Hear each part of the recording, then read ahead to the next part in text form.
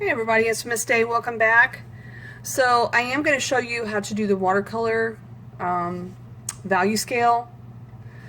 So whenever you're using watercolor, you need to make sure that you put some water, just drop some water onto the paint to kind of wake it up.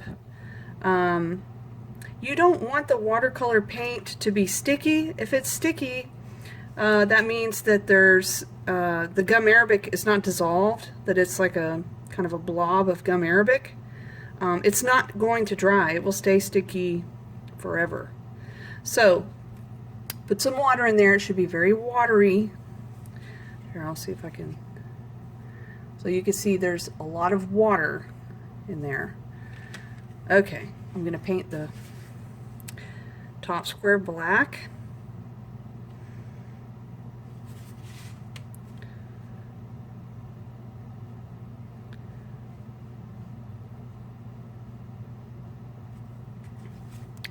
And we're going to do a similar format that we did on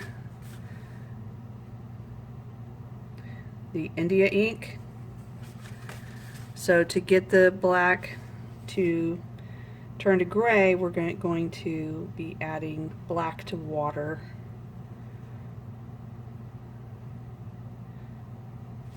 Okay, I think that's a pretty nice black. Alright, so I'm going to get some fresh water, and I'm just going to use this little tray. What's nice about these watercolors is they open up like this, but you can also use this as a mixing tray. So I'm going to get some water. I'm not going to use as much water as I did for the acrylic. I kind of figured that out, so let me just get...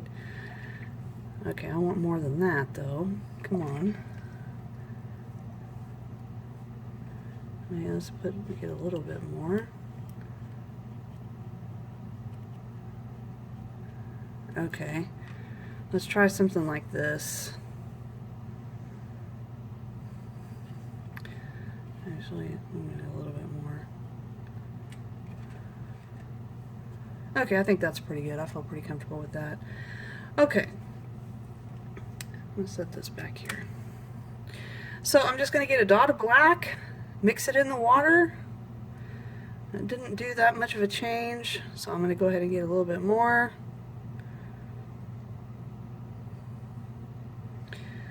And this is going to be this box right here.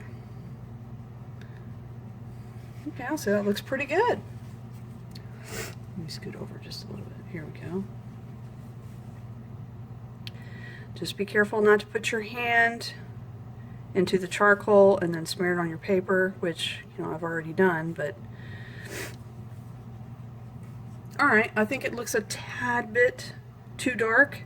However, I'm hoping that when it dries that it's going to be exactly where it needs to be. Okay, I'm going to get another dot of black, and I'm a little bit afraid that's too much. No, it's probably not. Okay, I'll go ahead and mix it in. Alright, right here, let's see what we got. Can't tell that much of a difference, honestly. Let's see, we may have to do a couple of washes on top to get it to look dark enough.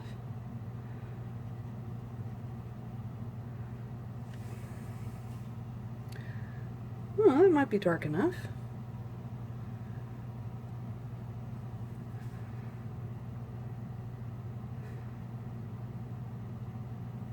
Oh yeah, I think that's going to be great.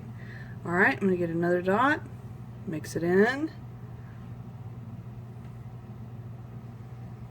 Since I have less water, it would have been more successful on the India ink if I would have used less water. I just had way too much water, so the potency of the ink just wasn't really showing up.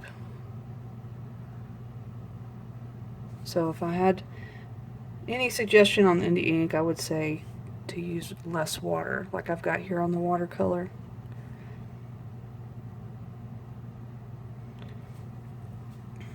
Okay, I'm going to just drop some in.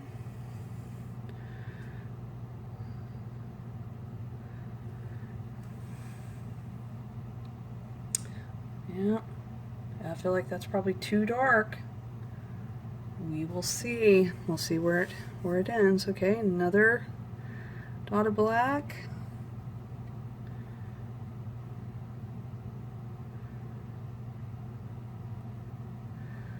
Okay.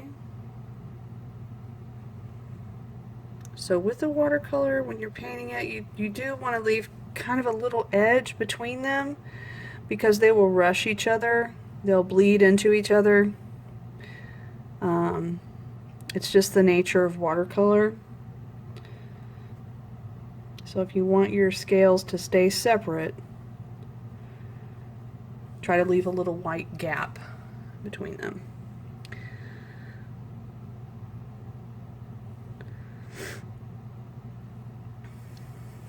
Alright, so let's keep going.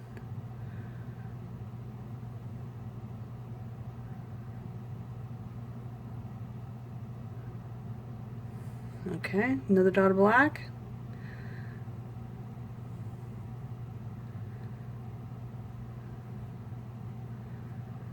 Yeah, let's see what we got.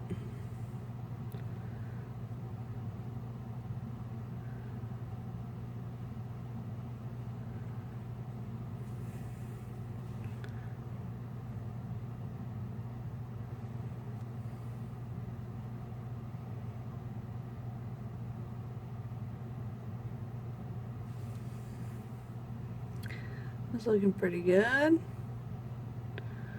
So with watercolor, you want to remember to keep your paper flat. Okay, if you're trying to move your paper over to the drying rack or